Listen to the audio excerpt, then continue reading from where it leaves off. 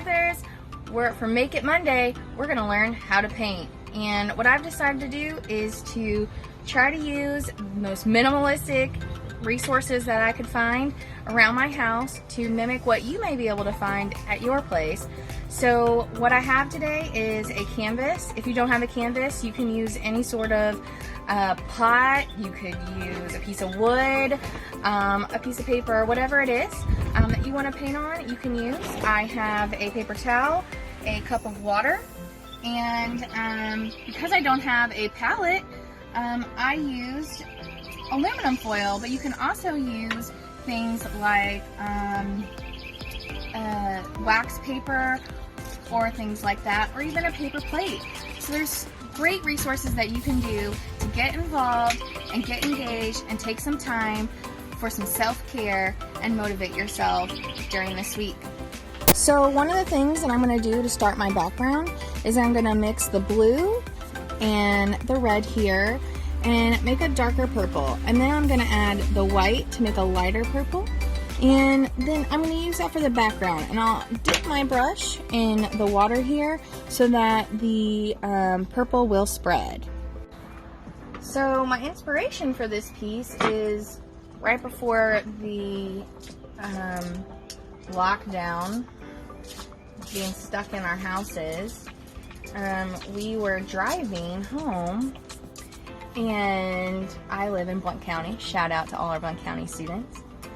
And we had the most beautiful, beautiful sunset. The sky was just illuminated in all of these colors, and the mountains were just absolutely gorgeous.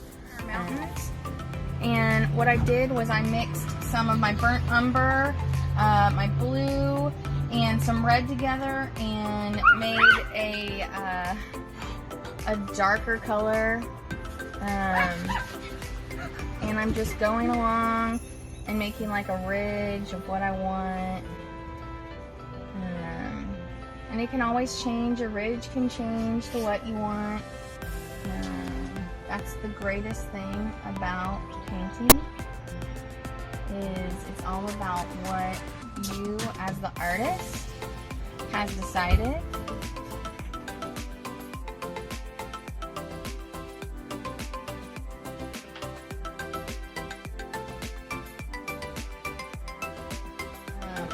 What I'm doing is I am just applying a lot of,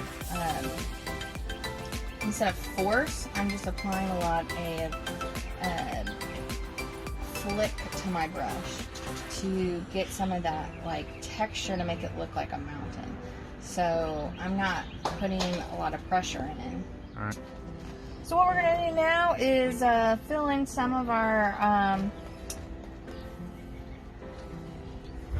bottom part so that we have a good base. What I like to do is I like to actually flip my painting over once it's dried, so that way I don't get the bottom of my easel covered. And I'm just filling in with some green and giving it some more texture. And I'll put some green and brown, burnt umber, and some blue mixed together so that we have some different textures here as we move along. Providing some more depth into our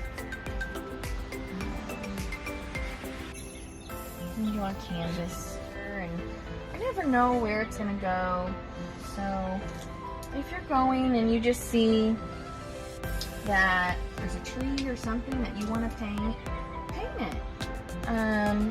Get creative. Maybe you like beaches. Shoot out on a beach. Make it fun. Make it creative. But what I want you to do is share with us what you create this week. Post it on our social media. We want to see it. We want to see how you navigate and expand through this, just like we are. All trying something new, learning new techniques. We might be stuck in the house, but at least we can do is expand our horizons, right? you can layer. So if you mess up, let it dry, and you can just go right back over it. And now what I'm doing is I'm taking that dark that I brought in there, and I'm just kind of like dry brushing it back in to give some more depth into it. Creating some of those techniques that it looks kind of like ridges and things like that. You get that and just layering shadows. And that's light and dark colors on top of each other.